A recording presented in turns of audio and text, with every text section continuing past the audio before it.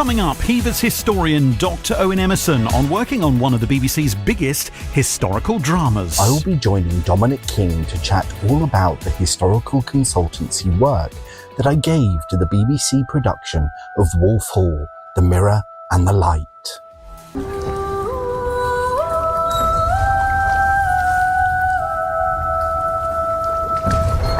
The finale episode of Wolf Hall, The Mirror and the Light aired on Sunday night on BBC One. The historical drama based on Hilary Mantel's novel follows Henry VIII's advisor, Thomas Cromwell, played by Ashford's Mark Rylance. Dr. Owen Emmerson is a historian and assistant curator at Kent's Hever Castle, the childhood home of Anne Boleyn, and was a historical advisor on the latest television series. Owen, great to have you with us here at BBC Radio Kent. I don't know about you, but I thought the second series here was phenomenal. Oh my goodness, wasn't it absolutely amazing? I loved every second of it. It was glorious. That haunting music as well really made it in every step of the way, especially in the final episode where that gorgeous voice came forward in a most haunting way. Oh, just breathtaking. I think the music throughout both series, wonderfully sort of orchestrated by Debbie Wiseman, has just elevated this wonderful narrative to a wonderful new level. So tell me how you got involved then in the latest series. How did it happen for you to be a historical advisor on it? So I was incredibly fortunate to have been contacted by Peter Kuzminski, the wonderful award-winning director of Wolf Hall. And just to give you an insight into his dedication, he wanted to come to Hever Castle to gain some understanding of how other people viewed Anne Boleyn for the second series. Now, considering that Anne Boleyn is dead by this time, I think it really gives you a sense of his dedication, because he wanted to ensure that the haunting of Anne Boleyn throughout the second series would give a flavour of how other people saw her rather than Cromwell himself. He then returned to Hever to see us launch the Book of Hours that we discovered with Alison Palmer and Kate McCaffrey, Thomas Cromwell's book that we see in his painting. And I was then very fortunate to receive a email asking if I would advise on some of the props and helping out the wonderful graphic designers Chris Rosser and Rosie Carmichael. You must have been at that point, because I know how much you love when historical drama get it right, and they certainly seem to want to ask all those key questions. The fact that the director is asking you those points before they film and then getting you involved. So with Chris and Rosie, this was the idea to recreate books and documents, other props for the show. Now, the funny thing is we may not see certain things, or they're there in the background, but the very fact they're going to the detail of making it appear to be the same, that must be quite incredible. It really is. And let's be frank, this is a fictional portrayal of Tudor England, and yet it is based on very real people. These are events that did happen to people in the past. And the fact that they were so dedicated to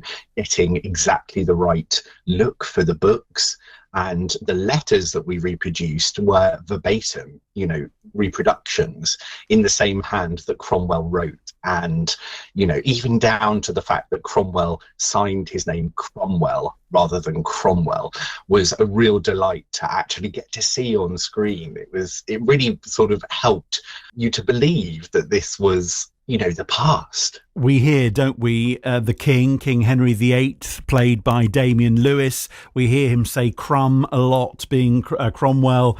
Crum is being mentioned by other members of the court. There's that real sense that you get to know Mark Rylance's character all the way through in this second series, more than we ever maybe have in the past, about actually Thomas Cromwell himself. But you talked about the letter there, and spoiler alert, but actually you've had hundreds of years to find this answer out, let alone watching it on Wolf Hall. But one of Cromwell's last letters to the King. So tell us about the accuracy of this mercy, mercy, mercy moment. Yeah, one of the last letters that Cromwell pens is to Henry, and it is to give an account of the dealings that he had with the marriage to Anne of Cleves, because, of course, at this point, Henry is desperate to get out of that marriage. But he adds at the end of this letter a plea for mercy, and he asks for it 3 times. It's quite a piteous sort of letter in many regards, because we really can see that this is Cromwell's last shot at getting to the king and begging for mercy, mercy, mercy. It's extraordinary. We can hear it performed here from the series by Thomas Brodie Sangster as Rafe Sadler, the ward of Thomas Cromwell, who later became his secretary. Let's listen in. With the heavy heart and trembling hand of your Highness's most miserable prisoner and poor slave, I cry for mercy, mercy, mercy.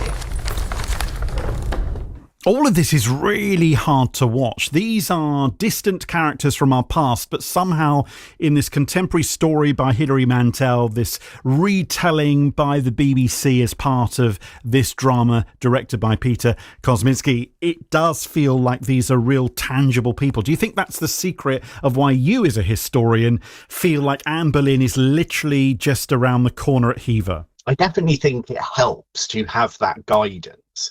But I think the key here really is that the source material, Hilary Mantel, managed to tap into the human element of these people who, let's face it, Thomas Cromwell throughout history has been monstered as this upstart working class person who rose well above his station.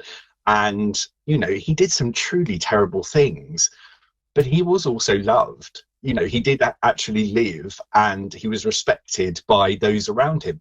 The wonderful Rafe Sadler, he, had a great affinity with Rafe, and the survival of Thomas Cromwell's Book of Hours is down to the fact that Rafe Sadler kept it safe. So I think, the genius of this is Hilary Mantel and Peter Kosminski's extraordinary direction. Just phenomenal. Now, there's a detective story within the walls of Hever that continues to this day, and you make an annual appeal at this time of year for the return of a miniature portrait of Thomas Cromwell that went missing from Hever back in 2003. Any idea where it might be? Sadly not. If anyone does come across a portrait, a small miniature after Hans Holbein the Younger of Thomas Cromwell, please do get in touch with Hever Castle, because we'd love to have it back. We do, however, have a brand new 16th century panel portrait of Cromwell on display, which visitors can see in our wonderful long gallery. So we would like the miniature back too, though. Always lovely talking to you. Thank you so much for being with us, Dr. Owen Emmerson there at Hever, author, of course, of many books now as well, looking at the history of our country. Owen, thank you. A pleasure. Wolf Hall, The Mirror and the Light is available now on iPlayer.